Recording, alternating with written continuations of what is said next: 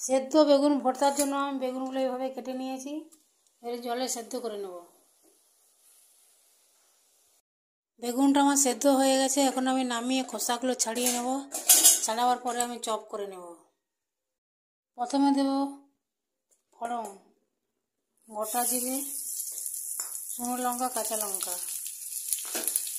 এরপর দেব পেঁয়াজ,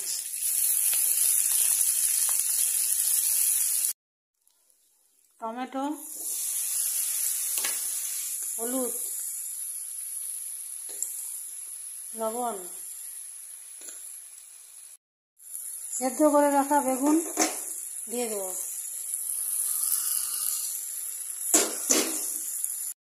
সবশেষে দেব ধনেপাতা।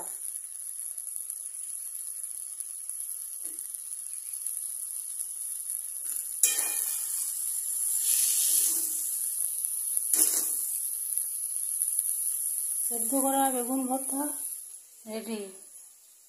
এবারে খেয়ে দেখবো কেমন লাগছে।